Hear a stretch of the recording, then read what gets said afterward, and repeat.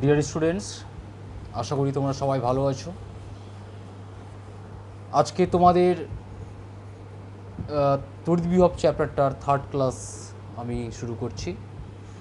আগের দিন তোমাদের করিয়েছিলাম কোনো তড়িৎ দ্বিমেরুর জন্য কোনো বিন্দুতে তড়িৎ বিভব কত হবে সেটা নির্ণয় করেছিলাম। দুটো ক্ষেত্র আমি দেখিয়েছিলাম, একটা হচ্ছে তড়িৎ দ্বিমেরুর অক্ষের উপর কোনো একটা বিন্দুতে, আর একটা করেছিলাম তড়িৎ দ্বিমেরুর অক্ষের লম্ব সমদ্বিখণ্ডকের উপর। আজকে আমরা করব তড়িৎ ক্ষেত্র এবং তড়িৎ বিভবের সম্পর্কটা কী। এই সম্পর্কটা আমরা নির্ণয় করব দুই অবস্থানে, মানে দুই ক্ষেত্রে আর কি। দুই ক্ষেত্র বলতে একটা তড়িৎ ক্ষেত্র যেখানে তড়িৎ ক্ষেত্রটা হচ্ছে সুষম, অর্থাৎ ওই তড়িৎ ক্ষেত্রের প্রত্যেকটা বিন্দুতে তড়িৎ ক্ষেত্রের মান সমান। সেই ক্ষেত্রে তড়িৎ বিভবের সঙ্গে তড়িৎ ক্ষেত্রের কি সম্পর্ক। আর একটা হচ্ছে অসম তড়িৎ ক্ষেত্র, অর্থাৎ যে তড়িৎ ক্ষেত্রের প্রত্যেকটা বিন্দুতে অর্থাৎ বিভিন্ন বিন্দুতে তড়িৎ ক্ষেত্রের মান বিভিন্ন, সেই ক্ষেত্রে তড়িৎ বিভবের সঙ্গে তড়িৎ ক্ষেত্রের প্রাবল্যের কি সম্পর্ক হবে সেটা নির্ণয় করব। তাহলে প্রথমটা আমরা করি, অর্থাৎ সুষম তড়িৎ ক্ষেত্রের প্রাবল্যের সঙ্গে তড়িৎ বিভবের কি সম্পর্ক সেটা দেখি।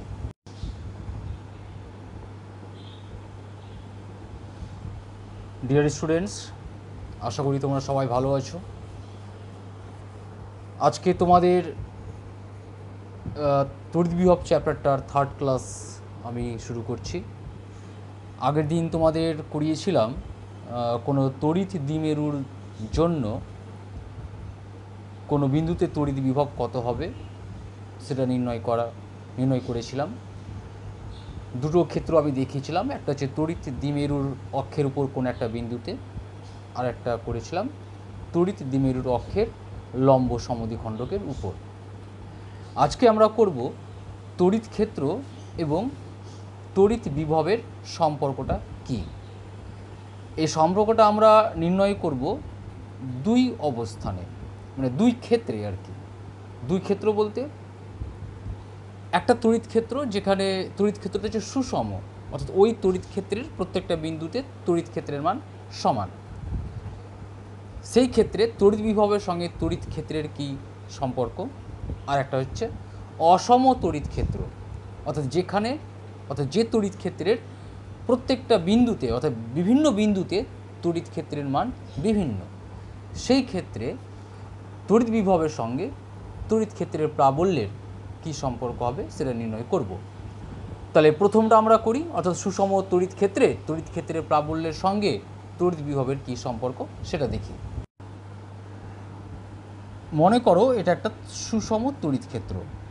মনে রাখবে, সুষম তড়িৎ ক্ষেত্রে তড়িৎ বলরেখাগুলো পরস্পর থেকে সমান দূরত্বে অবস্থান করবে ও পরস্পরের সমান্তরাল হবে।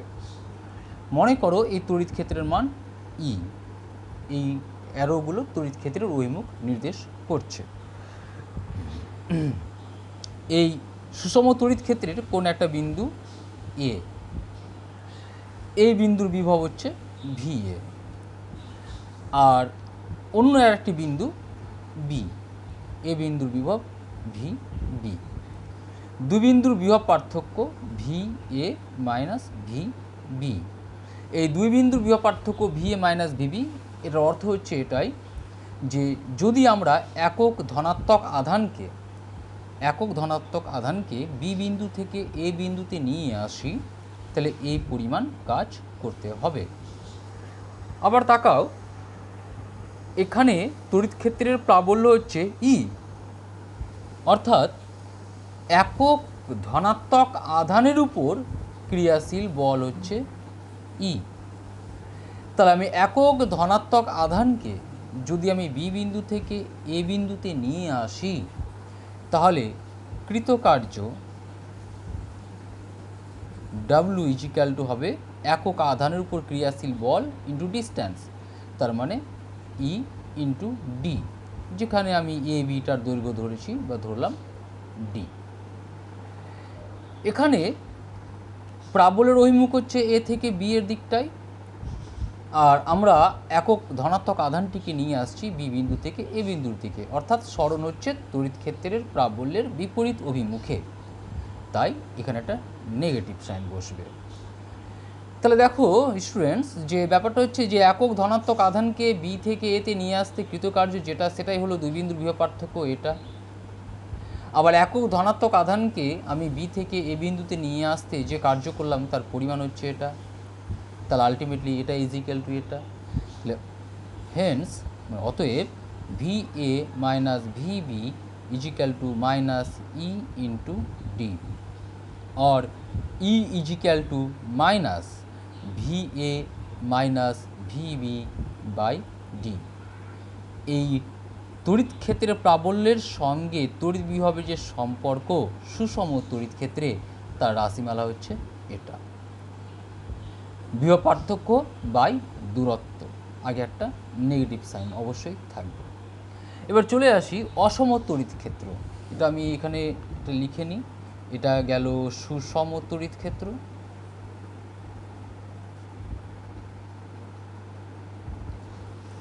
আর এখন যেটা করছি সেটা হচ্ছে অসম তড়িৎ ক্ষেত্র।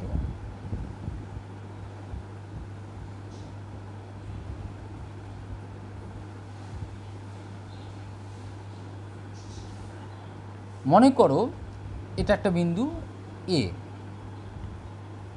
এটা একটা বিন্দু বি, তড়িৎ ক্ষেত্রের প্রাবল্যের অভিমুখ এই ডিরেকশনে ই, এই পয়েন্টের বিভব ধরলাম ভি, মানে এই পয়েন্ট বলতে আমি বি পয়েন্টের কথা বলছি।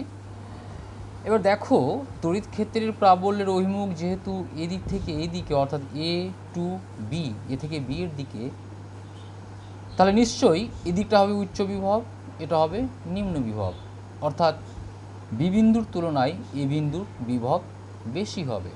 তাহলে এ বিন্দুর বিভব আমি ধরলাম ভি প্লাস ডিভি, এটা ভি ধরেছি, তাহলে এটা বেশি হওয়া উচিত, তাই এক্সট্রা এটা ধরলাম প্লাস ডিভি, অর্থাৎ দুই বিন্দুর মধ্যে বিভব পার্থক্য হচ্ছে ডিভি। আবার একক ধনাত্মক আধানকে এই বি থেকে এতে নিয়ে আসতে কৃতকার্য W is equal to E into distance A B. আগে একটা নেগেটিভ সাইন, কারণটা আগেই বলেছি আমি, is equal to minus E into dx, আমি ডিএক্স ধরলাম, A B is equal to dx এটা ধরলাম।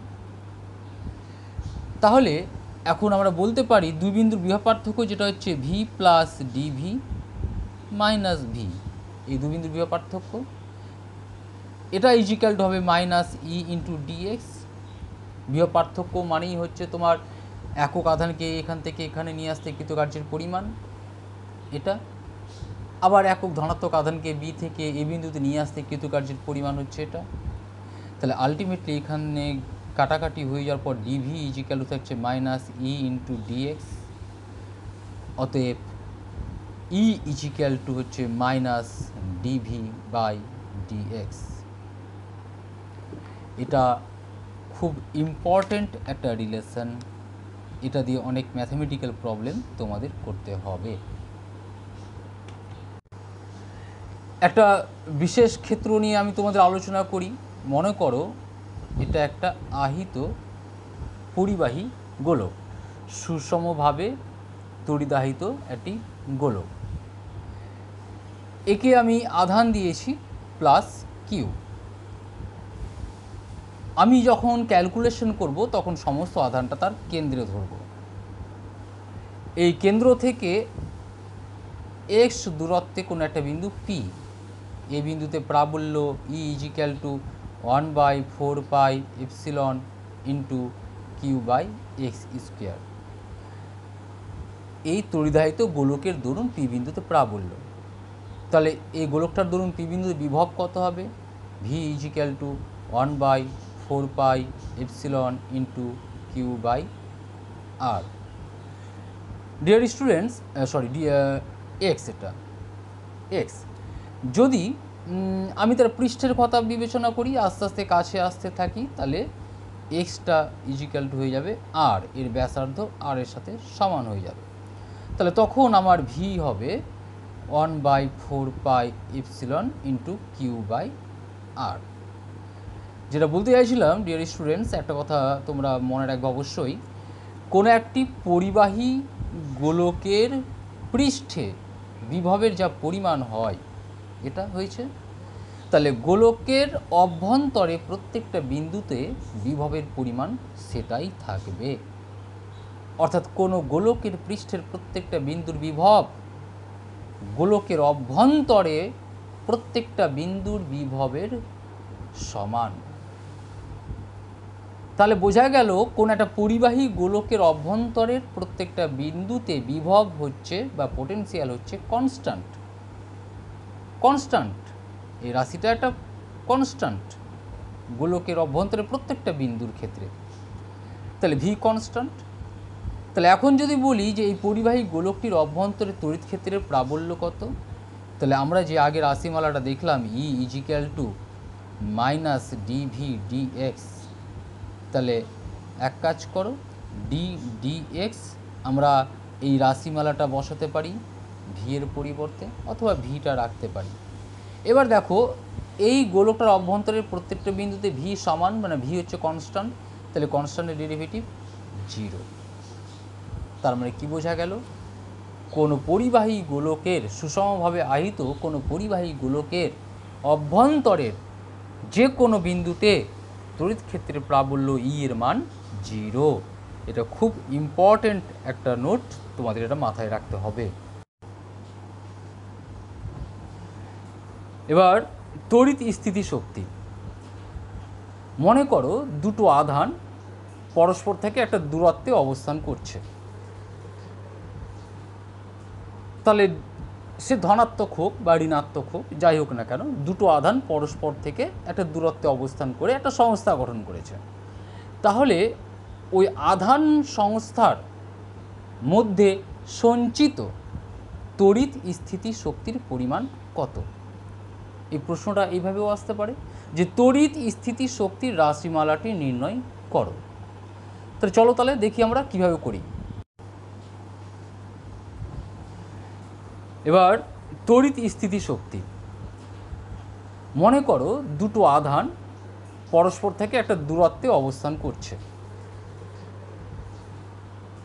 তাহলে সে ধনাত্মক হোক বা ঋণাত্মক হোক যাই হোক না কেন, দুটো আধান পরস্পর থেকে একটা দূরত্বে অবস্থান করে একটা সংস্থা গঠন করেছে। তাহলে ওই আধান সংস্থার মধ্যে সঞ্চিত তড়িৎ স্থিতি শক্তির পরিমাণ কত? এই প্রশ্নটা এইভাবেও আসতে পারে যে তড়িৎ স্থিতি শক্তির রাশিমালাটি নির্ণয় করো। তাহলে চলো তাহলে দেখি আমরা কিভাবে করি। মনে করো এখানে একটা আধান আছে Q1 আর এখানে কিছু পরিমাণ আধান আছে Q2। এদের মধ্যবর্তী দূরত্বটা ধরে নাও আর। এই যে দুটো আধান পরস্পর থেকে আর দূরত্বে অবস্থান করেছে, করে যে সংস্থা গঠন করেছে, এই সংস্থাটির তড়িৎ স্থিতি শক্তি কত? অর্থাৎ আধান দুটির মধ্যে মোট কত তড়িৎ স্থিতি শক্তি সঞ্চিত আছে। এটার জন্য একটা কাজ করো, প্রথমে ভাবো যে Q2 আধানটা এখানে নেই, শুধুমাত্র Q1 আধানটা আছে। তাহলে Q1 আধানের দরুন এই বিন্দুতে একটা তড়িৎ বিভব পাবো। তাহলে সেই তড়িৎ বিভব V is equal to 1/4 epsilon into Q1/R। তার মানে একক ধনাত্মক আধানকে আমি অসীম দূরত্ব থেকে যদি এই বিন্দুতে নিয়ে আসি তাহলে এই পরিমাণ কাজ করতে হবে।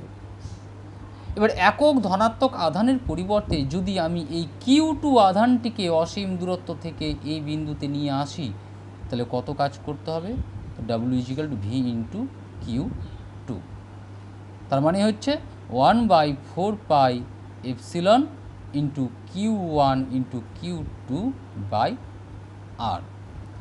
এই পরিমাণ স্থিতি শক্তি এই সংস্থার মধ্যে সঞ্চিত থাকবে। তাহলে এটাকে আমরা ক্যাপিটাল ইউ দিয়ে রিপ্রেজেন্ট করব। ক্যাপিটাল ইউ মানে শক্তি বোঝাচ্ছে এটা এটাকে এই ইকুয়েশনটাকে একটু তুলনার আকারে দেখায়। দেখো Q1 এবং Q2 আধান দুটি পরস্পর থেকে আর দূরত্বে অবস্থান করেছে, তাহলে আধান দুটির মধ্যে ক্রিয়াশীল আকর্ষণ বা বিকর্ষণ বল যেটা হবে F = 1/4 epsilon into Q1 into Q2/r²। আবার এখানে আমরা দেখতে পাচ্ছি, দেখো এই ইকুয়েশনটা সব কিছু একই আছে, নিচে শুধু r² এর পরিবর্তে r আছে। এটা হয়ে গেল আধান দুটির মধ্যে ক্রিয়াশীল বল, আর এখানে হয়ে গেল এটা আধান দুটিকে এই অবস্থানে নিয়ে আসার জন্য বা রাখার জন্য বা এই সংস্থা তৈরি করার জন্য কৃতকার্যের পরিমাণ। এটাই হলো তড়িৎ স্থিতি শক্তি।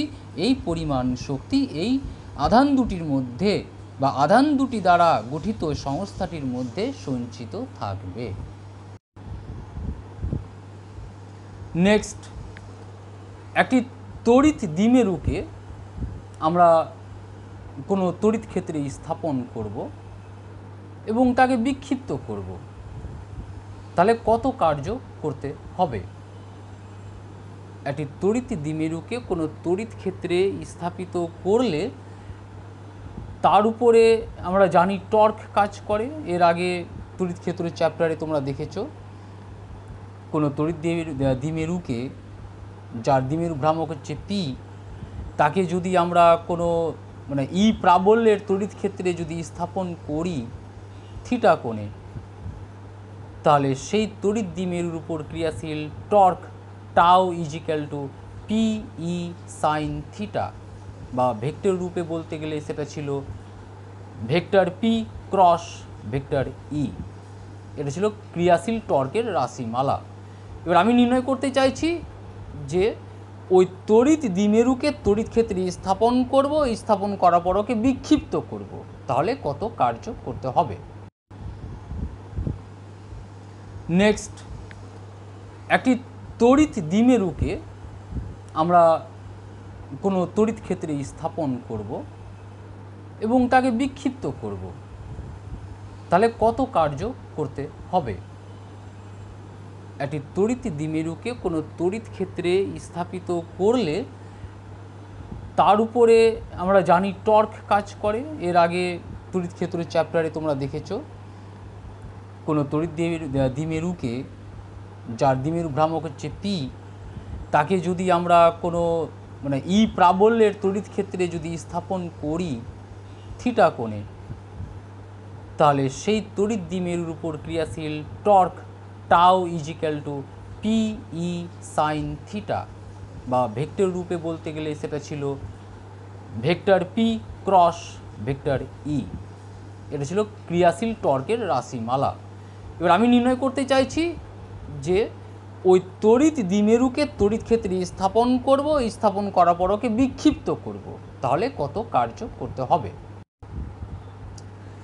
মনে করো এই অভিমুখে তড়িৎ ক্ষেত্র ই কাজ করছে, আর এটা একটা তড়িৎ দ্বিমেরু -Q + Q। এখানে কিন্তু যে কোনো একদিকে প্লাস মাইনাস করলেই হবে না স্টুডেন্টস, এই জিনিসটা মাথায় রাখবে। -Qটা কিন্তু তোমার তড়িৎ ক্ষেত্রের অভিমুখে থাকবে স্বাভাবিকভাবে, কারণ এ উচ্চ বিভব থেকে নিম্ন,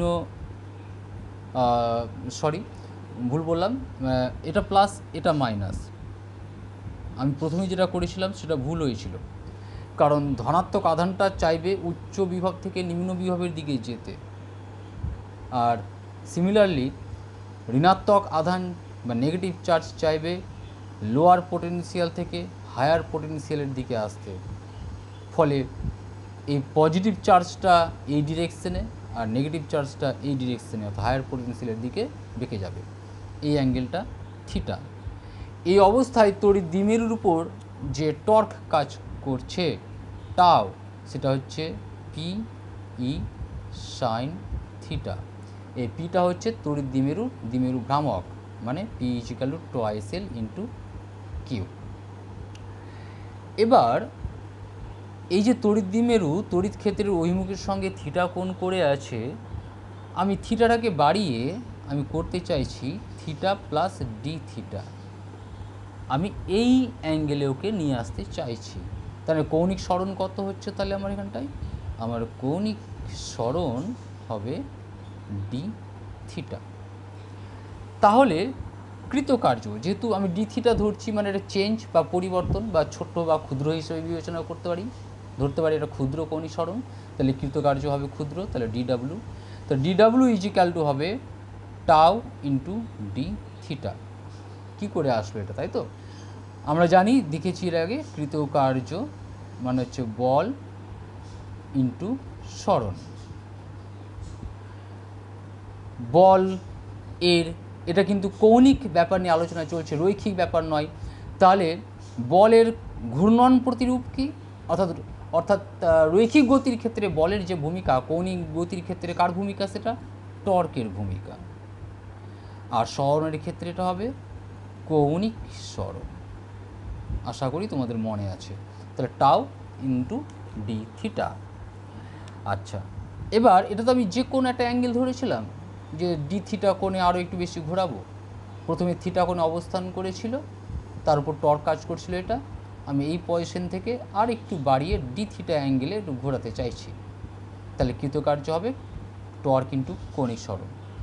আমি যদি এবার ভাবি যে না, দ্বিমেরুটিকে আমি মোটামুটি সাম্য অবস্থান থেকে থিটা কোণে ঘোরাতে চাইছি। সাম্য অবস্থান কোনটা? স্বাভাবিক অবস্থায় একটা তড়িৎ দ্বিমেরুকে যদি আমি ছেড়ে দিই, তাহলে ওটা এইভাবে অবস্থান করবে, তড়িৎ ক্ষেত্রের অভিমুখে অবস্থান করবে, এবং এই অবস্থায় ধনাত্মক আধান থাকবে এই দিকটায় আর ঋণাত্মক আধান থাকবে এই দিকটায়। আমি এইভাবে ঘুরিয়ে দিয়ে আবার ছেড়ে দেব, আবার ও সাম্য অবস্থায় যখন আসবে, ঠিক এইভাবে ঘুরে ঘুরে ঘুরে ঘুরে করতে করতে করতে এই অবস্থায় আসবে। এদিকে ধনাত্মক আধান, এদিকে ঋণাত্মক আধান, এটাই হলো তার সাম্য অবস্থান। তাহলে এই অবস্থায় আমি বলতে পারি যে কোণ যেটা, তড়িৎ ক্ষেত্র ই এবং তড়িৎ দ্বিমেরু এর মধ্যবর্তী কোণ হবে 0। তাহলে আমি এটাকে সাম্য অবস্থান থেকে থিটা কোণে ঘোরাতে চাইছি। এখানে ডি থিটা কোণে ঘুরিয়েছিলাম, তো এই অবস্থান থেকে আমি ধরে নিচ্ছি এটা সাম্য অবস্থানে আছে এবং সাম্য অবস্থান থেকে থিটা কোণে ঘোরাতে চাইছি। তাহলে কত কাজ করতে হবে? তাহলে W is equal two integration of D W is equal two integration of tau into D theta. সেখানে থিটাটা হবে 0 থেকে থিটা, কারণ সাম্য অবস্থান থেকে থিটা কোণে যাচ্ছি। তাহলে টাউ এর মানটা বসাও, P E sine theta D theta is equal two, পিটা আগে নিয়ে চলে এসো, সাইন থিটা ডি থিটা, এটা 0 to theta is equal to P E. Sine থিটার ইন্টিগ্রেশন হচ্ছে minus cos theta 0 to theta. Ultimately তোমরা একটা লিমিট বসাবে, আগে আপার লিমিট, তাহলে মাইনাসটা আগে নিয়ে আসলাম, আপার লিমিট বলতে আগে থিটা, তার মানে কস থিটা, মাইনাস দিতে হয়, মাইনাস দিয়ে লোয়ার লিমিট বসাতে হয়, কস 0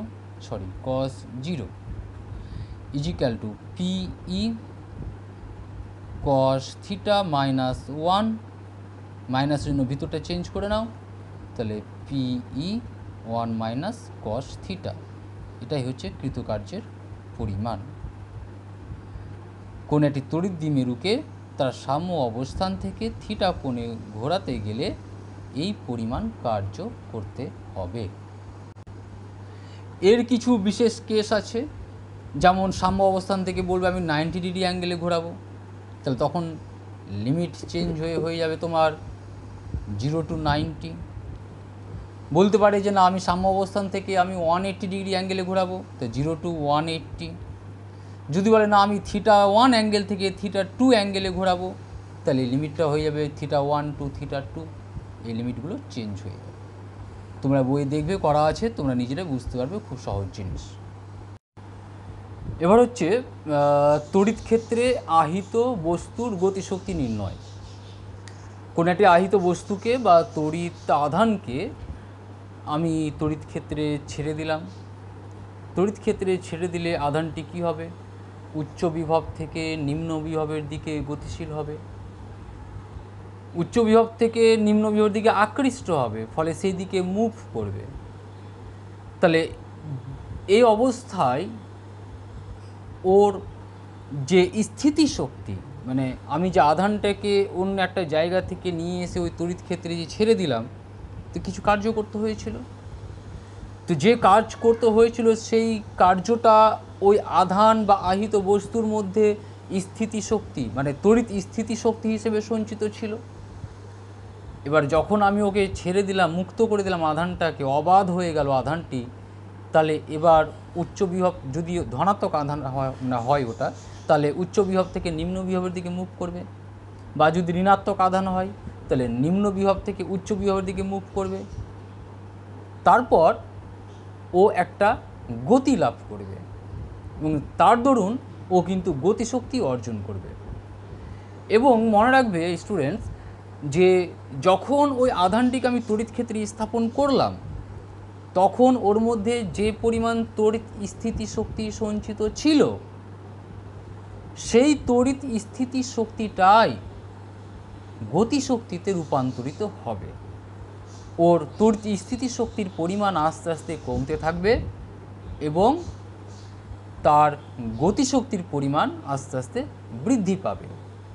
চলো আমরা ক্যালকুলেশনটা করে নিই যে কত গতিশক্তি লাভ করবে বা তার বেগটা কত হবে।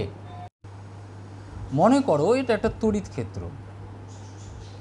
এই তড়িৎ ক্ষেত্রে কোনো একটি আধান এ বিন্দু থেকে বি বিন্দুর দিকে গেল, হয় গেল বা না হয় নিয়ে গেলাম, কারণ আমি এখানে আলাদা করে বলছি না যে কোনটা উচ্চ বিভব আছে কোনটা নিম্ন বিভব আছে, ঠিক আছে। যদি এটা উচ্চ বিভব হয়, এটা নিম্ন বিভব হয়, তো ধনাত্মক আধান নিজে নিজে চলে যাবে, ঋণাত্মক আধান থাকলে এদিক থেকে এদিকে নিজে নিজে আসবে। যদি ধনাত্মক আধান থাকে আর আমি যদি এদিকে নিয়ে আসি, তাহলে বহিস্থ সংস্থাকে কাজ করে নিয়ে আসতে হবে, কারণ যদি উচ্চ বিভব থাকে এটা। তাহলে আবার যদি নেগেটিভ চার্জ থাকে আমার কাছে, তাহলে সে তো নিম্ন বিভবের দিকে যেতে চাইবে না, তাহলে জোর করে নিয়ে যেতে হবে, তার মানে বহিস্থ সংস্থাকে কাজ করতে হবে। তো যাই হোক না কেন, বহিস্থ সংস্থা কাজ করছে না আকৃষ্ট হয়ে আধানটি মুভ করছে সেটা পরের কথা। আমি ধরে নিলাম এক্ষেত্রে এ থেকে বি বিন্দুতে গেল, কে গেল, কিউ পরিমাণ আধান গেল, এবং এই দুই বিন্দুর মধ্যে বিভব পার্থক্য হচ্ছে ভি। তাহলে যে কৃতকার্য সম্পাদিত হবে, অর্থাৎ যে পরিমাণ কার্য বহিস্থ সংস্থাকে করতে হবে বা যে পরিমাণ কার্য এই আধানটিকে করতে হবে, মানে আধানের দ্বারা হবে যেটা, সেটা হবে কিউ ইন্টু ভি। সে এটা বহিস্থ সংস্থা করলো না এর আকর্ষণ দ্বারা ঘটলো সেটা পরে কথা, মোট কথা এই পরিমাণ কার্য সম্পাদিত হলো। ধরে নিলাম এই আধানটিকে এইখানে নিয়ে আসার জন্য আমাকে তো একটা কাজ করতে হয়েছে, তো আমি অন্য কোনো জায়গা থেকে তো আধানটাকে নিয়ে এসে তড়িৎ ক্ষেত্রে ছেড়েছি, তো কিছু কাজ করতে হয়েছে, তো ওই পরিমাণ কার্য তো এর মধ্যে স্থিতিশক্তি হিসেবে সঞ্চিত আছে, তড়িৎ স্থিতিশক্তি হিসেবে। এবার সেই তড়িৎ স্থিতিশক্তির পরিমাণটা কত, সেটা হচ্ছে এটা। যদি আমি এ বিন্দু থেকে বি বিন্দুর দিকে নিয়ে যাই বা বি বিন্দু থেকে এ বিন্দুর দিকে নিয়ে যাই, তাহলে এই পরিমাণ শক্তিটা, তড়িৎ স্থিতিশক্তিটা এবার কি হবে, গতিশক্তিতে রূপান্তরিত হবে। যদি আহিত কণাটার ভর হয় এম, তাহলে হাফ এম ইন্টু ভি এর স্কোয়ার। যদি কিছু সময় পরে ও বেগ অর্জন করে ভি, স্মল ভি, এটা কিন্তু ক্যাপিটাল ভি, তাহলে এই যে গতিশক্তি অর্জন করলো সেটা হচ্ছে এটার সাথে সমান। এখান থেকে আমরা সহজেই বের করে নিতে পারি তার বেগটা কত হবে, 2qv/m এর রুট। এখানটায় আমি ধরে নিয়েছি যে তার প্রাথমিক বেগ ছিল 0, মানে সে স্থির অবস্থায় ছিল আহিত কণাটি। এমনও হতে পারে যে আমি যখন আহিত কণাটাকে এখানে নিয়ে এসে ছাড়লাম, আহিত কণাটাকে যখন এই তড়িৎ ক্ষেত্রে ছাড়লাম, তখন আহিত কণাটি স্থির ছিল না, একটা প্রাথমিক বেগ ছিল। তাহলে ধরে নিলাম তার প্রাথমিক বেগ ইউ, এবং ছাড়ার পর কিছুক্ষণ পর আর কি অন্তিম বেগ যেটা, সেই অন্তিম বেগ ধরে নিলাম ভি। তাহলে আগে গতিশক্তি তার তাহলে হাফ এম ইউ স্কোয়ার, পরে গতিশক্তি হচ্ছে হাফ এম ভি স্কোয়ার। তাহলে গতিশক্তির পরিবর্তন হচ্ছে half M V square minus U square. এই গতিশক্তির যে পরিবর্তন ঘটলো, মানে বৃদ্ধি পেল গতিশক্তি, কেন, কারণ এই পরিমাণ স্থিতিশক্তি তড়িৎ শক্তিতে মানে গতিশক্তিতে রূপান্তরিত হয়েছে। তার মানে অতএব Q V is equal to half M V square minus U square. এই হচ্ছে রাশিমালা। এই রাশিমালাটা হচ্ছে যখন তার প্রাথমিক বেগ ছিল 0 এবং কিছুক্ষণ পর বেগ অর্জন করলো স্মল ভি, সরাসরি Q V is equal to half M V square. But যদি তার প্রাথমিক বেগ থাকে তাহলে সেটা লেস করে দিতে হবে, দিয়ে গতিশক্তিটা যেটা হবে সেটা হবে তার তড়িৎ স্থিতিশক্তির সমান। এই রাশিমালা থেকে তুমি নির্ণয় করতে পারো তার বেগ কত ছিল, কত হবে, বা ভোল্টেজ কত, বা আহিত বস্তুটির ভর কত, বা আহিত কণাটির আধান কত, সেটা এই রাশিমালা বা এই রাশিমালা থেকে নির্ণয় করতে পারো। এই তড়িৎ গতিশক্তি নির্ণয় করার পর কোন একটা আহিত কণার যে গতিশক্তি বা স্থিতিশক্তি, তা আহিত কণা বলতে ধরো ইলেকট্রন, প্রোটন বা আলফা কণা বা এরকম ছোট ছোট কণা, সে যদি কোনো একটা তড়িৎ ক্ষেত্রের মধ্যে দিয়ে যায় বা বিভব প্রভেদের মধ্যে দিয়ে যায়, তাহলে সে কিছু কার্য করবে বা শক্তি হারাবে, দুটো একটা হবে। তাহলে যাই হোক না কেন, এই যে শক্তির পরিমাণ, এই শক্তির পরিমাণটা এতটাই কম যে এটাকে জুল বা আর্গ ইউনিটে প্রকাশ করা যায় না। কারণ আমরা জানি যে কোনো রাশির পরিমাণ যত ছোট হয়ে যায় আমাদেরকে ইউনিটটাও তত ছোট ইউজ করতে হবে, ছোট ইউনিট নিতে হবে। এইটুকু একটা ডিস্ট্যান্সকে আমি তো আর কিলোমিটারে প্রকাশ করব না, সেন্টিমিটারে আসবো, মিলিমিটারে আসবো। ঠিক তেমনই এখানে এই আহিত কণার শক্তি নির্ণয় করার জন্য আমরা যে ইউনিট ব্যবহার করব সেটা হচ্ছে ইলেকট্রন ভোল্ট। ইলেকট্রন ভোল্ট একটা শক্তি বা কার্যের একক। সাধারণত আহিত কণাগুলির দ্বারা অর্জিত বা ব্যয়িত শক্তির পরিমাণ নির্ণয় করার জন্য এই একক ব্যবহৃত হয়। এর সংজ্ঞাটা কি? একটি ইলেকট্রন মিন্স একটা ইলেকট্রন বোঝানো হচ্ছে না, একটা ইলেকট্রনের মধ্যে যে পরিমাণ আধান আছে তার কথাটাকে মাথায় রেখে বলা হচ্ছে। একটি ইলেকট্রন 1 ভোল্ট বিভব পার্থক্যের মধ্য দিয়ে গেলে যে পরিমাণ কার্য সম্পাদিত হয়, অর্থাৎ যে পরিমাণ শক্তি ইলেকট্রন লাভ করবে অথবা ইলেকট্রনটি হারাবে, সেই পরিমাণ শক্তিকে আমরা বলবো 1 ইলেকট্রন ভোল্ট। 1 ইলেকট্রন ভোল্ট সমান কত আর্ক বা কত জুল, সেটা তোমরা বই দেখে খাতা পেনে করে নিও, খুব সহজ জিনিস, ওটার জন্য আমি আলাদা করে আর কিছু বলছি না। এই তড়িৎ গতিশক্তি নির্ণয় করার পর কোন একটা আহিত কণার যে গতিশক্তি বা স্থিতিশক্তি, তা আহিত কণা বলতে ধরো ইলেকট্রন, প্রোটন বা আলফা কণা বা এরকম ছোট ছোট কণা, সে যদি কোনো একটা তড়িৎ ক্ষেত্রের মধ্যে দিয়ে যায় বা বিভব প্রভেদের মধ্যে দিয়ে যায়, তাহলে সে কিছু কার্য করবে বা শক্তি হারাবে, দুটো একটা হবে। তাহলে যাই হোক না কেন, এই যে শক্তির পরিমাণ, এই শক্তির পরিমাণটা এতটাই কম যে এটাকে জুল বা আর্গ ইউনিটে প্রকাশ করা যায় না। কারণ আমরা জানি যে কোনো রাশির পরিমাণ যত ছোট হয়ে যায় আমাদেরকে ইউনিটটাও তত ছোট ইউজ করতে হবে, ছোট ইউনিট নিতে হবে। এইটুকু একটা ডিস্ট্যান্সকে আমি তো আর কিলোমিটারে প্রকাশ করব না, সেন্টিমিটারে আসবো, মিলিমিটারে আসবো। ঠিক তেমনই এখানে এই আহিত কণার শক্তি নির্ণয় করার জন্য আমরা যে ইউনিট ব্যবহার করব সেটা হচ্ছে ইলেকট্রন ভোল্ট। ইলেকট্রন ভোল্ট একটা শক্তি বা কার্যের একক। সাধারণত আহিত কণাগুলির দ্বারা অর্জিত বা ব্যয়িত শক্তির পরিমাণ নির্ণয় করার জন্য এই একক ব্যবহৃত হয়। এর সংজ্ঞাটা কি? একটি ইলেকট্রন মিন্স একটা ইলেকট্রন বোঝানো হচ্ছে না, একটা ইলেকট্রনের মধ্যে যে পরিমাণ আধান আছে তার কথাটাকে মাথায় রেখে বলা হচ্ছে। একটি ইলেকট্রন 1 ভোল্ট বিভব পার্থক্যের মধ্য দিয়ে গেলে যে পরিমাণ কার্য সম্পাদিত হয়, অর্থাৎ যে পরিমাণ শক্তি ইলেকট্রন লাভ করবে অথবা ইলেকট্রনটি হারাবে, সেই পরিমাণ শক্তিকে আমরা বলবো 1 ইলেকট্রন ভোল্ট। 1 ইলেকট্রন ভোল্ট সমান কত আর্ক বা কত জুল, সেটা তোমরা বই দেখে খাতা পেনে করে নিও, খুব সহজ জিনিস, ওটার জন্য আমি আলাদা করে আর কিছু বলছি না। নেক্সট, সমবিভব তল। সমবিভব তল নামটা শুনে বুঝতে পারছো ডেফিনেশনটা কী হবে। খুব একটা বেসিক এবং ইম্পর্ট্যান্ট একটা টপিক এটা, সমবিভব তল, এবং তার কিছু ক্যালকুলেশন আছে, কিছু ছোটো প্রশ্ন আছে। তো সমবিভব তল বলবো কাকে? যে তলের প্রত্যেকটা বিন্দুর বিভব সমান, যে তলের প্রত্যেকটা বিন্দুর বিভব সমান তাকে আমরা বলবো সমবিভব তল। সমবিভব তলের কিছু বৈশিষ্ট্য আছে। প্রথম বৈশিষ্ট্যটা হচ্ছে সমবিভব তলের উপর দিয়ে যদি আমি কোনো আধানকে এক বিন্দু থেকে অপর কোনো বিন্দুতে নিয়ে যাই, আবার বলছি, সমবিভব তলে উপর অবস্থিত এক বিন্দু থেকে আর একটা বিন্দুতে যদি কোনো আধানকে নিয়ে যায়, তাহলে সেক্ষেত্রে কোনো কার্য করতে হয় না। কারণ আমরা জানি যে এক বিন্দু থেকে আরেক বিন্দুতে আধান নিয়ে যেতে কৃতকার্য ডাব্লু সমান সমান কিউ ইন্টু ভি। ভি মানে দুই বিন্দুর বিভব পার্থক্য, তো দুই বিন্দুর বিভব তো সমান, তো বিভবের পার্থক্য তো নেই, তাহলে ভি ইজিক্যাল টু জিরো। তো W is equal to Q into V মানে কিউ ইন্টু জিরো মানে জিরো, কৃতকার্য করতে হচ্ছে না। নেক্সট যেটা আমি এখন বলছি, কোশ্চেনটা হচ্ছে এটাই, দেখাও যে তড়িৎ বলরেখাগুলি সমবিভব তলকে সমকোণে ছেদ করে। তড়িৎ বলরেখাগুলি সমবিভব তলকে সমকোণে ছেদ করে বা লম্বভাবে ছেদ করে।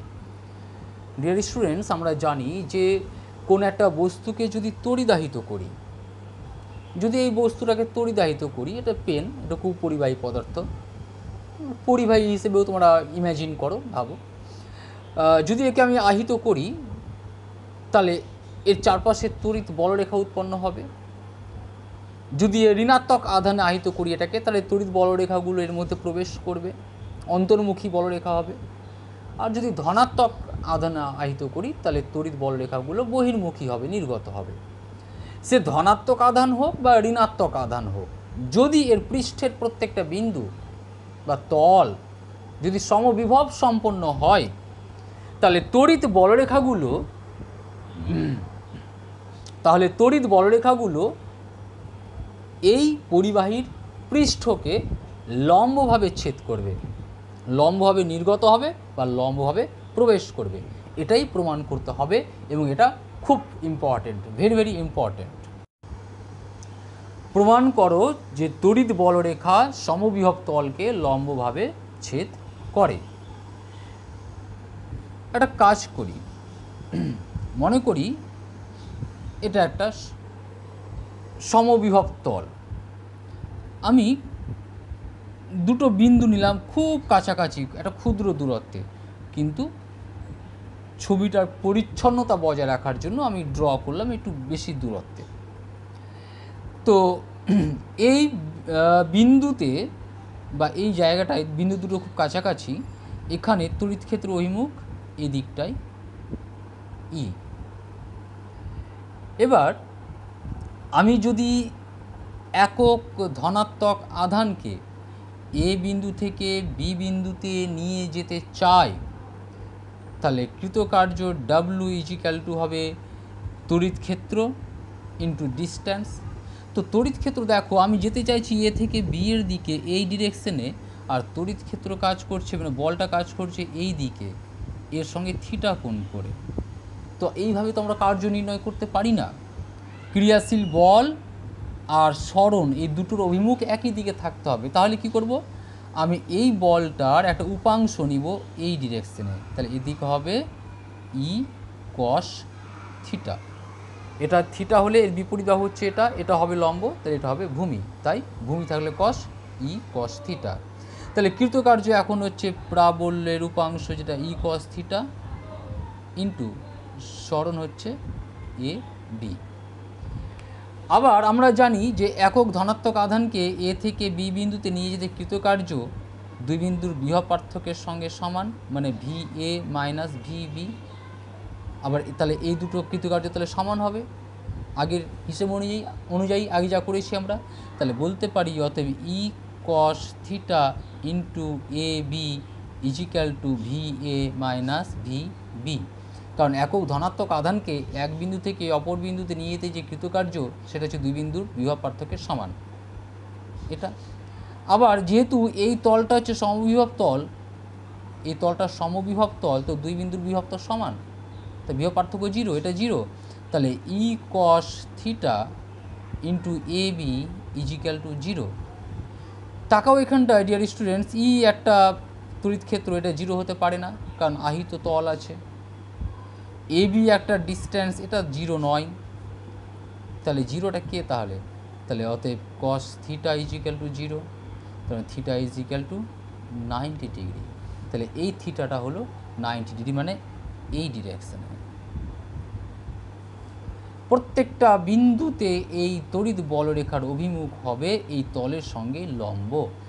তাহলে আমরা দেখলাম, এটা আমি তড়িৎ বলরেখা বলছি কেন? কারণ তড়িৎ ক্ষেত্র অভিমুখ যে দিকটা, তড়িৎ বলরেখা তো সেই দিকেই তড়িৎ বলরেখা। তো এই দিকে যদি অভিমুখ দেখায় তড়িৎ ক্ষেত্রের, তার মানে তড়িৎ বলরেখার অভিমুখটাও এই দিকটাই। তো আলটিমেটলি দেখতে পেলাম কি আমরা, যে theta is equal two 90 degree, অর্থাৎ এই তলের সঙ্গে ই এর অভিমুখ বা তড়িৎ ক্ষেত্রের প্রাবল্যের অভিমুখ মানেই তড়িৎ বলরেখার অভিমুখ, সেটা হচ্ছে 90 ডিগ্রি। তাহলে এটা প্রমাণিত হলো। ডিয়ার স্টুডেন্টস, তোমাদের তড়িৎ বিভব চ্যাপ্টারটার 3rd ক্লাস আজকে এই পর্যন্তই। এই চ্যাপ্টারের উপর ভিত্তি করে আরও কিছু টিপিক্যাল কোয়েশ্চেন্স, তার অ্যান্সার্স এবং কিছু ম্যাথমেটিক্যাল প্রবলেম আমরা নেক্সট দিন করাবো।